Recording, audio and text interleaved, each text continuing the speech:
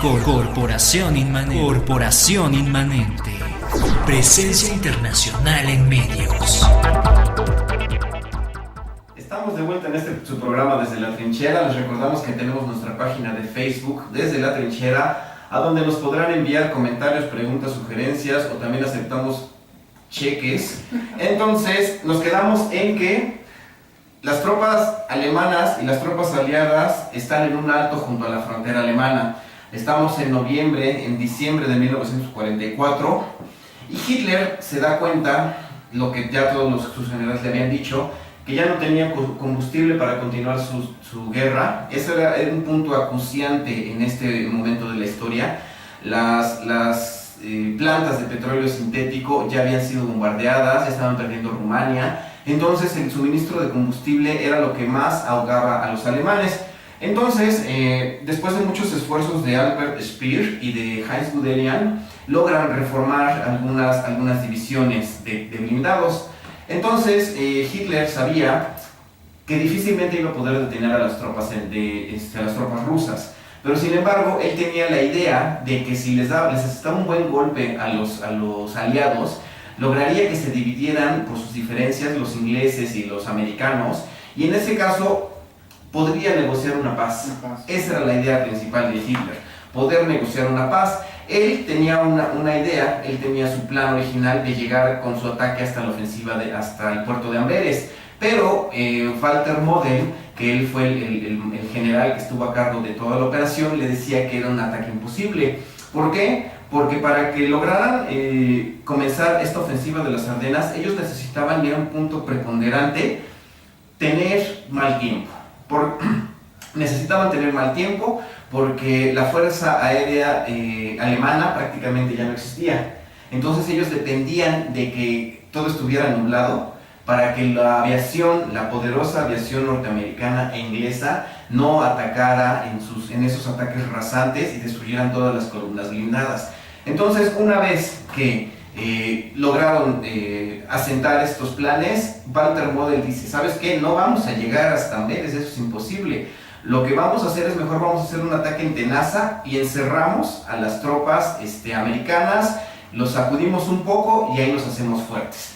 Hitler tampoco acepta este plan. Entonces, como plan original se queda, vamos a llegar hasta Amberes. Además, el ataque lo planean de tal forma que entre justo en la división entre donde están los norteamericanos y los ingleses. Todos sabían que las relaciones entre Montgomery y los demás generales norteamericanos, Patton particularmente, eran muy malas, porque Montgomery siempre fue vanidosón, presumido, se quería mucho, y entonces eso ellos lo planean de tal forma que si entraban justo donde estaban divididos, eso iba a provocar que las reacciones de ambos generales, tanto Montgomery como de Patton, no pudieran ser coordinadas precisamente por esa mala relación que tenían.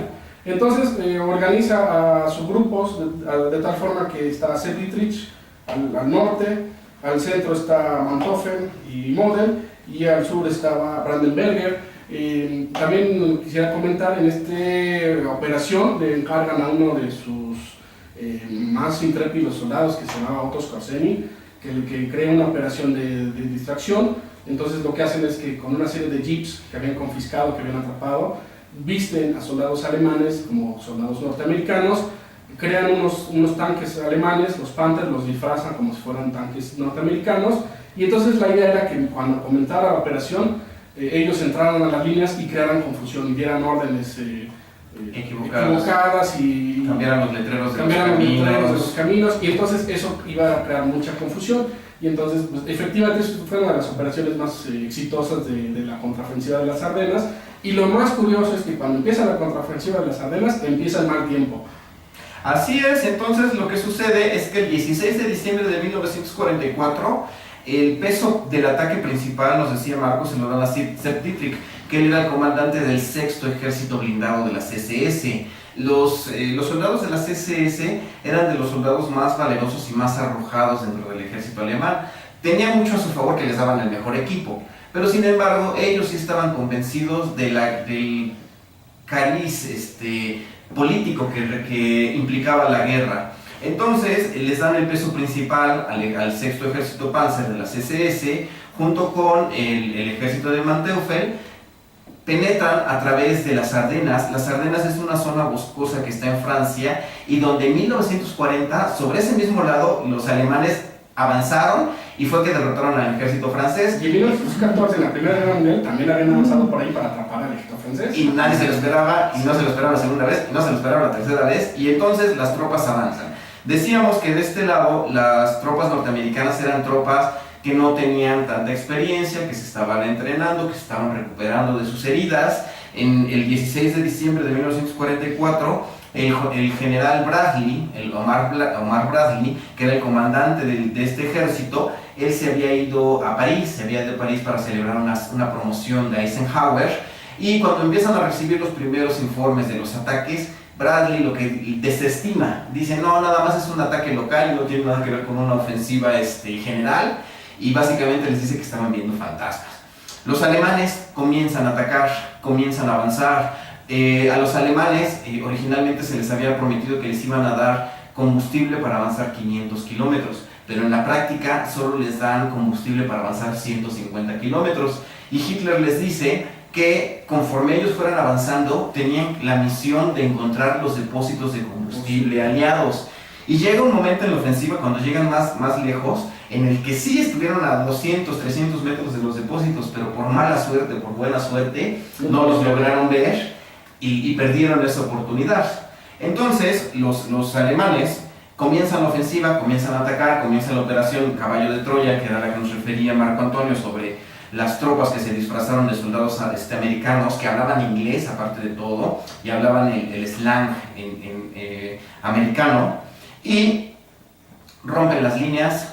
Pero sin embargo, el 17 de diciembre, unas tropas que estaban de las SS, que estaban a cargo de Joachim Peiper, ejecutan a 150 prisioneros de guerra. Y esto se enteran todos los norteamericanos y los galvanizan. En vez de desmoralizarlos, los galvanizan. Joachim Peiper, cuando lo enjuician después de la guerra, él dice que era una medida natural, o sea que si ellos estaban avanzando no podían llevar a los prisioneros americanos. Y efectivamente esto pasó con los soviéticos, pasó con los americanos, pasó en todos los ejércitos, pero aquí el detalle estaba en que ellos habían perdido la guerra. Sí, incluso Peiper fue el que tuvo un avance bastante prometedor, porque el sexto ejército Panzer de Dietrich, que se queda atorado, por el centro también el avance no es muy profundo, y curiosamente el séptimo ejército, que era el de reserva, que era el de Brandenberger, es el que tuvo los más grandes avances. Y aquí vamos a hacer una anotación porque tiene que ver con la película bélica que vamos a comentar al rato. A él le toca enfrentar al pueblo de Bastogne. El pueblo de Bastogne era un cruce de caminos muy importante, y era importante tomarlo. Y cuando llega Brandenberger, pues resulta que no lo pueden tomar, porque ahí estaba justamente descansando la 101 área transportada, que eran tropas muy curtidas, y si bien es cierto que estaban en descanso, que estaban recuperándose de todo lo que habían vivido, pues también eran tropas que no podían menospreciar, y entonces prácticamente lo que hacen es que la rodean, tratando de seguir adelante y mantenerlos ahí simplemente embolsados. Y es muy cruento porque fue precisamente durante Navidad, 24, 25 de diciembre, cuando se da esta situación, y era un clima espantoso y no había forma ni siquiera de mandarles municiones o refuerzos o alimentos. Y entonces fue una situación, fueron unos días muy críticos para todos los hombres que estuvieron ahí, tanto alemanes como norteamericanos, y realmente sufrieron. Y entonces cuando los norteamericanos, cuando Eisenhower y Bradley se dan cuenta de que no era nada más unos ataques de diversión, sino que en realidad era una ofensiva a toda potencia, mueven al tercer ejército de Patton.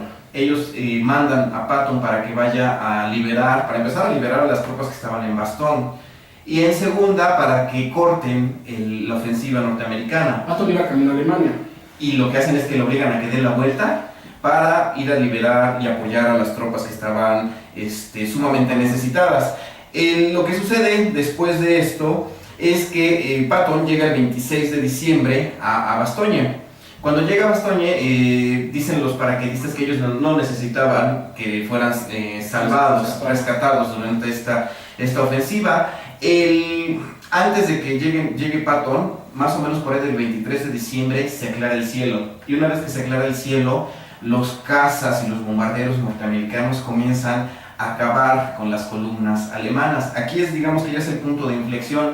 Se aclara el cielo, los bombarderos rasantes, los cazas americanos ya llevaban cohetes bajo las alas y empiezan a acabar uno por uno con todos los tanques y con todos los vehículos blindados alemanes.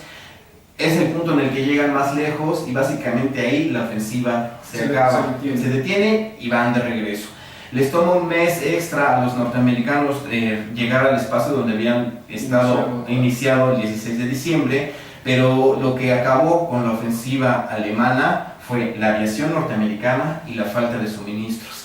Eso de que te digan, pues te voy a dar 500 kilómetros de gasolina, pero a la hora de la hora nada más te doy 150 y después te robas lo que te encuentres, pues como que no sonaba tan coherente. ¿Qué es lo que sucede después? Bueno, pues ya lo que sucede es que pues prácticamente la ofensiva se pierde y además fue una batalla muy cruenta. Fue la batalla más grande que sufrieron los norteamericanos en Europa. Por la cantidad de muertos fueron cerca de 100.000 bajas, entre muertos, heridos y desaparecidos, capturados. Y también para los alemanes es una cifra parecida, 100.000 bajas.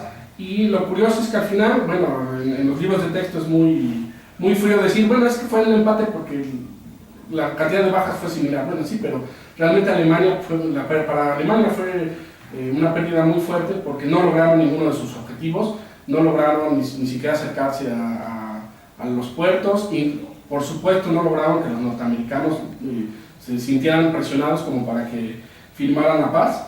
Al contrario, lo que hicieron fue motivar más a los norteamericanos y más con los rumores que había acerca de las masacres de prisioneros, particularmente la de Malmedy, por el grupo de Joachim Peiper. Entonces eso hizo que los norteamericanos como que recobraran otra vez el ánimo guerrero y dijeran, pues ahora sí vamos con todo, que les vamos a dar una paliza, ¿no? Vamos a pasar a un pequeño corte que nos están pidiendo. Les recordamos que estamos en nuestra página de Facebook Desde la Trinchera. En un ratito vamos a subir las fotografías y mayor información sobre la ofensiva de las Ardenas. Regresamos. Corporación Inmanente. Presencia internacional en medios.